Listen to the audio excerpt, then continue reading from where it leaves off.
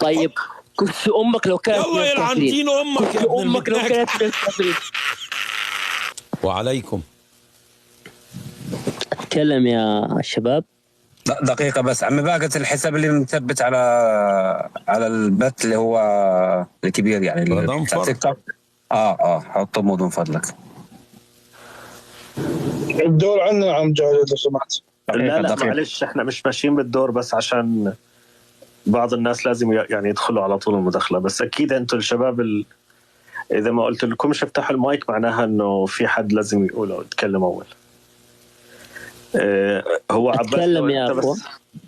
ثواني بس عباس لو بس تركز على تويتر انا حنزل واطلع مرة ثانية. تمام. انتبه بس في اللي حاطط علمين سعوديين. تمام. عم بهجد انا حطلع وهرجع. طيب ماشي هترجع يعني في ثواني. اهلا وسهلا. تسمعني يا بهجت؟ اهلا وسهلا. اتكلم. بسألك سؤال الصراحة، توقعاتك او تحليلاتك يعني ابغاها يعني. ايران تتمنى الخير للعرب ولا لا؟ أنا هنا لست في محل إن إيران تمنت الخير أم لا، لكني أعلم أن من يحكم إيران هم أعدائي، لأنهم أعداء ديني. يعني إيران عدوتك؟ طبعا. طيب إيران ليش تدعم حماس؟ تفضل. يعني تعتبر حماس اسمعني. تفضل. هل هناك من الكافرين أعداء الأمة والدين الذين يساعدون أهل السنة؟ والله ماني عارف. لا ما في. لا ما في. ازاي؟ امريكا عدوتك ولا لا؟ فرنسا لا بس عدوتك ولا لا؟ انجلترا لا عدوتك ولا لا؟ بس امريكا تدفع لها انا بخشم الريال يعني بالريال يا استاذ. طيب ماشي، ما هي السعوديه نفس القصه. ما هو علاقه المقاومه بايران نفس القصه. هو المقاومه لاقيه تاكل المقاومه عشان كده. طب انت طالع تسال ولا طالع تجاوب؟ لحظه يا عباس لحظه. انت بتقول المقاومه ايه؟ لاقيه ايه؟ هي مش لاقيه تاكل يا استاذ باهي. طيب كيف تعطي ايران فلوس؟ حلو. مين قال لك ان المقاومه هتدفع لايران فلوس؟ ايران هي اللي بتدفع فلوس للمقاومه. عارف ليه؟ ايوه ليش؟ هنا السؤال. اسمعني، ما انا هقول لك ليه.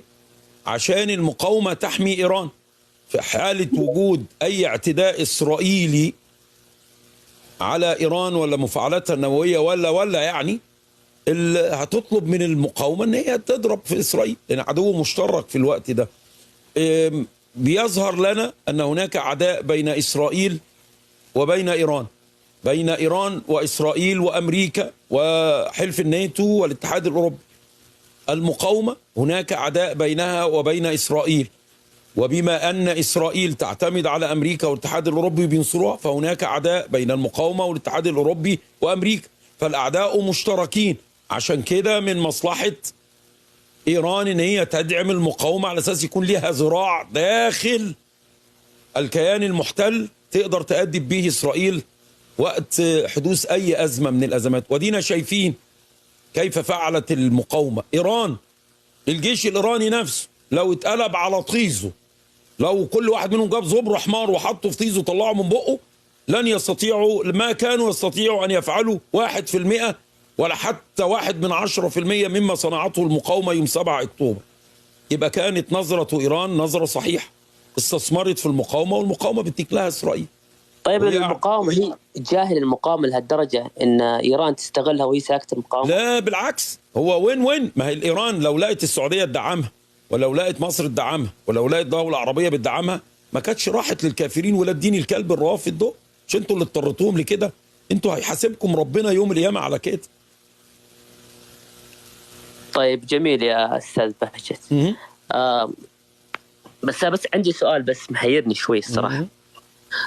أبو عبيدة هذا إذا هو يعني يتمنى الجهاد ويتمنى الاستشهاد، ليش مخبي وجهه؟ طيب يعني أنت راجل عبيط وساذج. أنت تعلم أن إيه أنا عبيط صدق؟ ما أنا هقول لك أهو. أنت تعلم أن إسرائيل مسيطرة على حدود غزة، مسيطرة على الطيران نفسه. فلما يكون قائد المعركة، يعني مثلا قائد المعركة لا نعلم يعني خايف من ايه يا ابن الكلب يا واطي؟ هناك الحرص. مش قائد المعركة عم بهجت، هو المتحدث الرسمي او المتحدث بصرف النظر يعني سميه زي ما تسميه. المتحدث محمد الرسمي. الضيف يعني انا عاوز اسالك سؤال. محمد تفضل. ابن سلمان لماذا لم يذهب؟ حفظه الله. ربنا يجيب اجل دين امه ابن المتناك. استاذ بهجت بأزعل. هو كده أزعل. هتحفظه هنا هنيكوا هنا. ازعل استاذ بهجت. انا حر زي ما انا سمحت لك تقول حفظه لا الله هزعل. لعنه الله. انا حر يا ابن الكلب يا واطي. انت هتمنعني انا كمان؟ انت هناك لو عبد سمحت. ابن مره متناكه. احترمني بس. ما انا احترم وجودي. بحترمك يا كص امك اهو. انت اللي ما احترمتش نفسك لما رديت عليا. انا قلت تفضل. محمد ابن سلمان قلت حفظه الله. انا قلت لعنه الله ابن دين الكلب الكافر. خلاص، انا تفضل، حر وانت تفضل. حر. الله يحفظه يا رب. الله يخرب بيت دين امه ابن المتناكه الكافر طب جاوب على السؤال. لو كانت جاوب. من تفضل. الكافرين. حلو كده. بص يا معلم، بص يا معلم.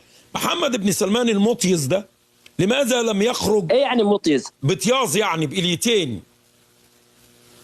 والله مش فاهم لان انا محترم. يعني تيازه كبيره. ما فيش بنت كده بتمشي تيازها كبيره في ربعكم عندها طيز حلوه كده. ومحمد بن لا سلمان احنا الحمد لله طيازه. لابسين عباية ومحترمين. طيب ومتحسبين ماشي ونحترم نفس ماشي الشباب. ماشي. في موسم الرياض نروح نشوف طيازهم وكساسهم كمان ونبقى نقول لك حاضر. هنجيب لك فيديوهات لا، موسم الرياض. هذول الممثلات المصاري يا استاذ بهجت يمكن بس المصاري.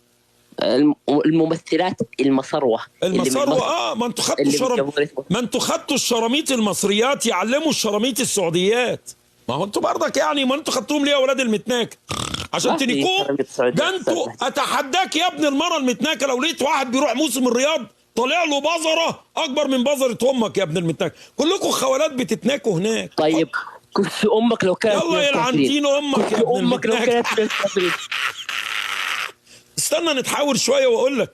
لو سلمان ابن المره المتناكه ده عندما اصدر القرار بعاصفه الحزم، لماذا يا ابن المره المتناكه لم يذهب على راس الجيش الى اليمن؟